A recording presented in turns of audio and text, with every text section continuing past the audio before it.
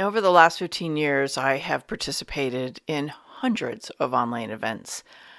And I've been noticing something that isn't really being talked about a lot. There's a few people that have talked about it.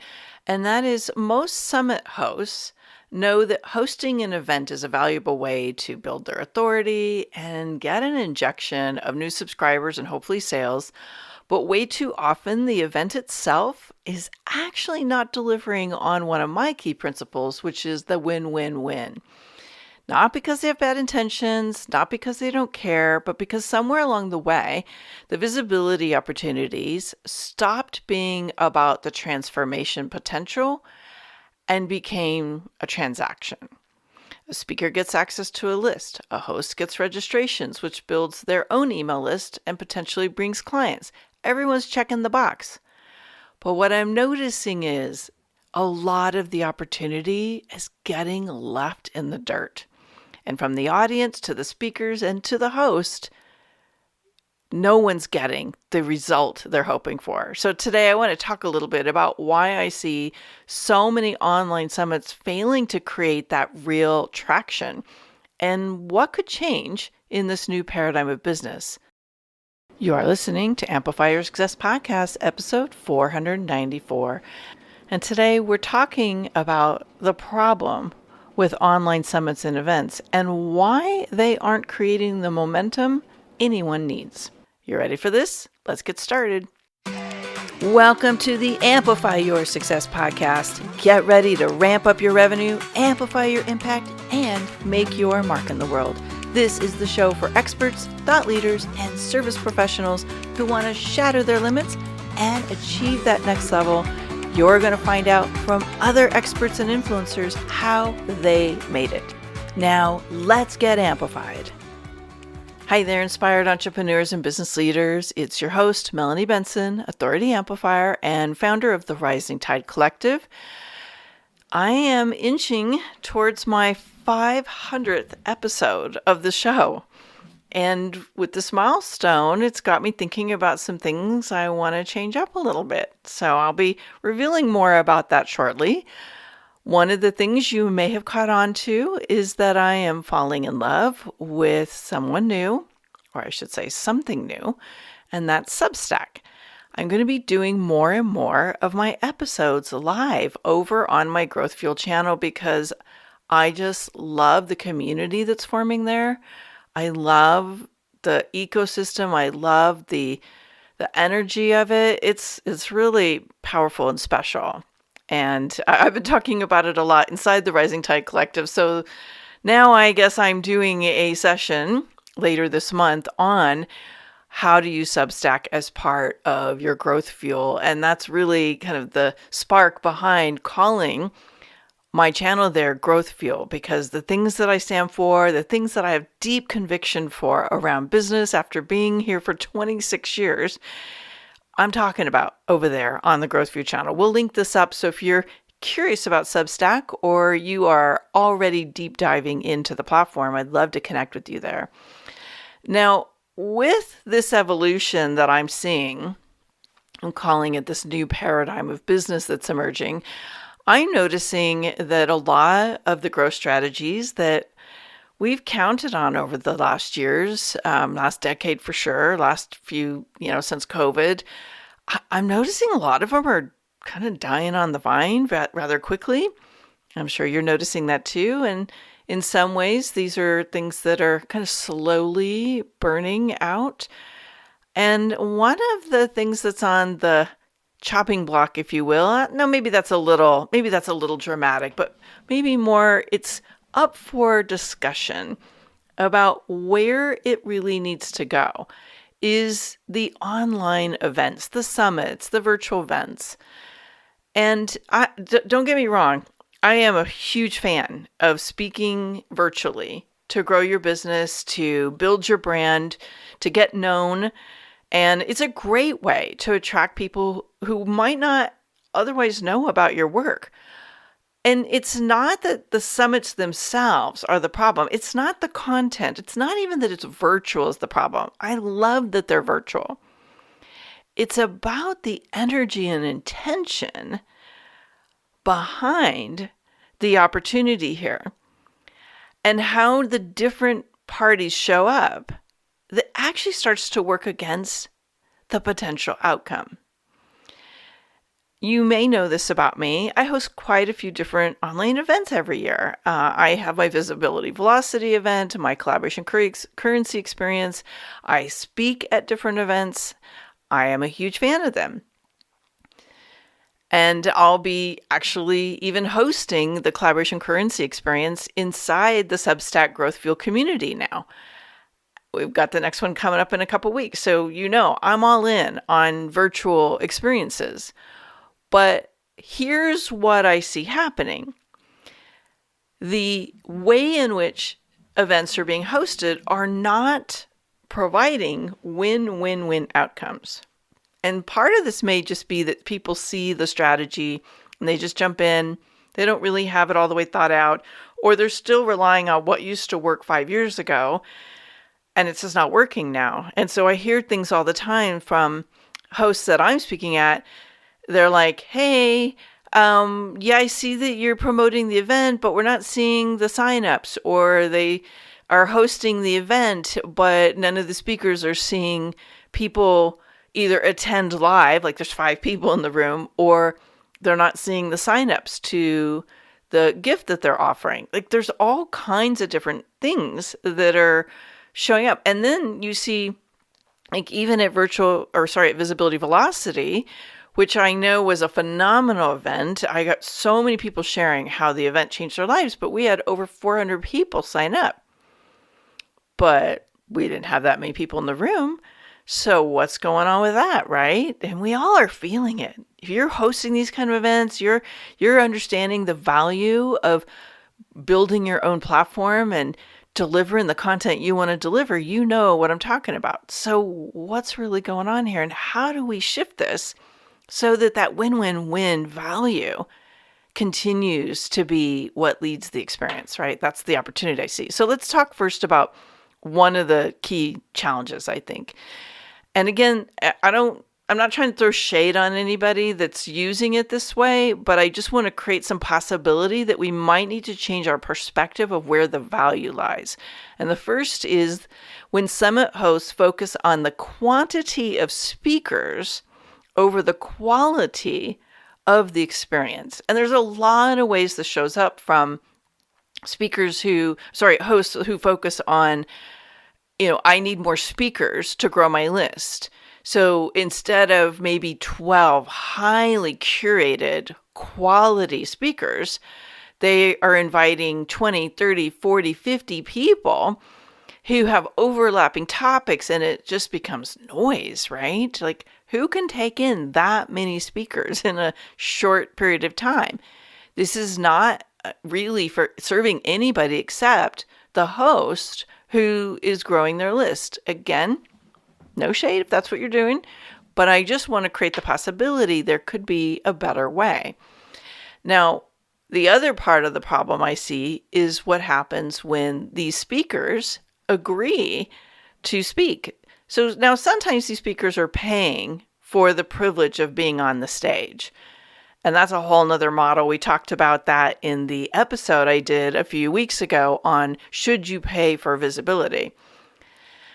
I'm talking about when people are being invited because they have quality, or they're invited to apply, and oh my gosh, there's all these great speakers. I don't want to say no to anybody. The more speakers that are promoting, the more people that join my list. Well, now we have all these speakers, and many of these speakers, this is a big part of their visibility strategy. So they're saying yes to lots of different speaking opportunities, both in person and virtually, not to mention the podcasts that they're being a guest expert on. And now guess what happens? All of these speakers, 9 out of 10 times, are being asked to co-create the opportunity. And so that means these speakers are given access to their audience. They're inviting their audience to join them at this event. And if you're doing 3 or 4 of these a month, you can already, the mathing is mathing, right? Like you're like, okay, I can see where the problem starts to occur. At a certain point, that list is saturated. They can't continue to invite people to very similar sounding events and get a quality output. So when the host puts the onus on the guest speakers to create the audience, well, it lessens the audience build. And then not to mention, because the speakers are so overwhelmed with so many different commitments they've said yes to grow their business and get their message out in a bigger way, and they're overcommitted, they're saturated, they're overwhelmed trying to keep up with it all, they're not able to show up and co-create success at the depth and level that really makes an event attractive to the audience. And everybody starts to see diminishing return. So instead of it expanding, it's diminishing. So what are we supposed to do? These speakers are great, right? They're valuable to the equation. They're valuable to the audience. There's great wisdom in there, and you're not going to have the same people in every audience. So obviously we want to get these speakers in front of your audience. And some of these speakers, they know how to collaborate, but can they really collaborate and promote your event and bring that value over and over and over again? Maybe, maybe not. Some of the people that I've had speak at my event several times, they're pretty creative. And this is one of the things I look for in the speakers is, what is their approach to co-creating an audience with me? And just here's some facts and data. If you're somebody who is in this model, you might find this interesting. The last couple of events I've hosted with multiple speakers, I usually do around 12 speakers, maybe 15. But I find that my speakers bring about 40% of the audience and I bring the rest. Well, here's what's interesting. A lot of the events I'm invited to speak at, the host doesn't have an audience. So it's one of the things I've started to look at and vet for. Are they expecting us to create the full audience for them? Because that's an unrealistic expectation at the level at which many of us speak throughout the year. So when we see this disconnect, there's also another layer here. Because the speakers are overly stretched and they're maybe just doing the bare minimum to fulfill the obligation, and they don't have the bandwidth to really step up and go deeper into building more value for the host, what's also happening is they don't have the bandwidth to create deeper learning opportunities and value for the audience. And they're missing out on a lot of the opportunities where I think the real the multiplication of value is when you are aligning with other speakers. The hosts don't create the opportunity. They're not inviting speakers to come and network with each other. They're not giving us a in-person time with the audience. And so many of us don't have that moment where the magic can spark. Again, this is just my insights of what's emerging. The event becomes hey, I've got this system. It's all automated. It performs over and over again. Well, guess what? It's not.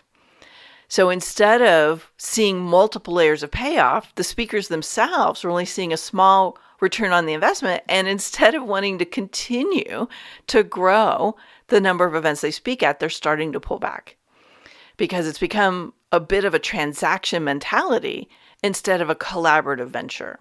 And that's when visibility becomes performative. I mean, there's a little bit of an aside, but at my last event, there were several speakers who never even said thank you for the time on my stage. They didn't even say thank you. I was like, interesting. And I know they got, opportunities coming their way from it. So it's the little things like that I think are starting to erode the impact. Now, I've talked about the host, I've talked about what's going on for the speakers in this model, but let's talk about the attendees, the people who are signing up.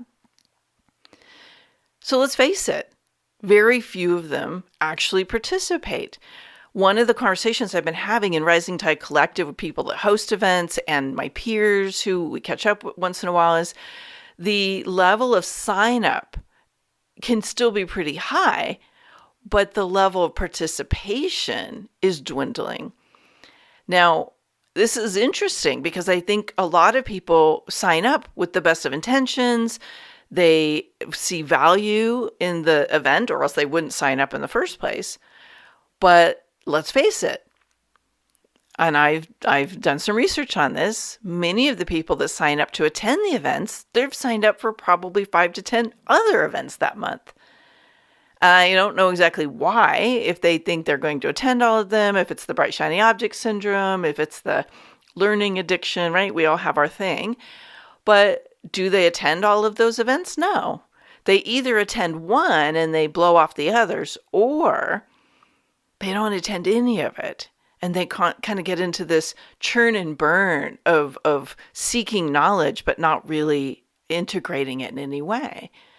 Now, let's add complexity to this with the attendees sign up for an event and they maybe have the best intentions and they show up on the first couple of days. Maybe they watch a couple sessions, but now they're looking at the agenda and they're like, oh my gosh, there's 15 people I have to listen to. I'm overwhelmed after the first 2, or 25 people, or 30 people, right? Imagine. And unless there's a way for this audience to consume the audio in a multitasking way, they're probably done. They're probably starting to sit it out. They're not engaged. And it's not because the information isn't valuable. It's because they can't discern what to put their focus on. And they're maybe getting their attention divided by multiple opportunities, or they are diminishing their ability, their ability to learn and implement is diminishing because they've overextended their focus, right? And I know that this is happening because my last event, one of the ladies that ended up upgrading into the VIP level, which means I had more interaction with them, she told me straight out, she said, oh yeah, I'm in 3 events right now. The first one was such a huge sales pitch that I didn't come back after the first session was over. The second one was not my style. She said I couldn't engage. And she ended up participating in the entire Visibility Velocity event, which I was very flattered. It was a huge compliment. But that's what's happening when your audience is overcommitting, signing up, and they're not showing up. Either they're turned off because of how the content's being delivered, or they're overcommitted, or both. So here's what I see missing. And one of the things I'm talking more and more about, I did a whole article about this in the Growth Fuel community on Substack, because inside this new paradigm, there are some key pillars that I think are growing. I have talked about this in so many different platforms. I was asked to speak about this in a group of leaders earlier this year, and I'm hearing the consensus that this is what everybody's craving, and that's belonging to community. But when we design these events for big numbers, lots of speakers, building our list just by focusing on getting people to sign up, we are missing the community element of it. And when virtual events are designed just to consume more information, there's only so much information people want. And I honestly think 2026, 2027 we're entering the era of belonging and identity versus knowledge and information. And with that, when we deliver these events, if you're not integrating a powerful experience for connection, for interaction between the audience and the speakers, when there is no touch point that allows people to gather and learn and feel like they're belonging to something that's moving energy and they're feeling uplifted, I think we're missing a depth.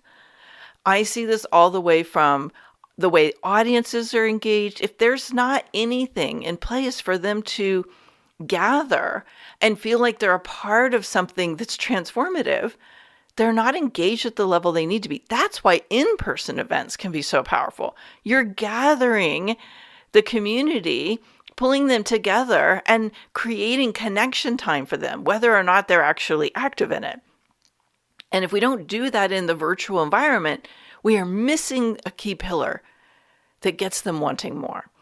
And then on another level, with the speakers themselves, if we're not creating opportunity for them to connect with the audience, connect with each other, connect with you, the host, and it's just so automated that it's a machine that pushes people through it, there's nothing to kind of like lean into and hook into that allows them to see the long-term potential of more, of that multiplication of collaboration.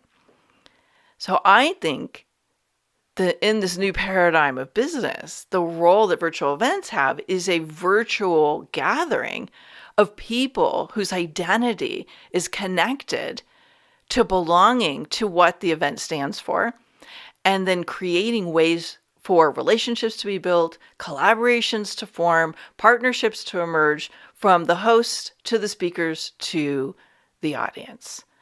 And I think transformation happens through community, feeling like they're a part of something together and wanting, desiring the outcome, but knowing they're not alone, right? Knowing they're not alone in that. I've watched massively successful launches happen lately in an environment where a lot of people are like, I haven't made a sale in months, right? But I'm watching magic happen because, and it happened virtually, I should say, with this. So here's the opportunity. As an attendee, I want to encourage you to if you're signing up for something, go participate. Look for the one thing that you're meant to learn from that event that you can integrate and implement and that will transform you.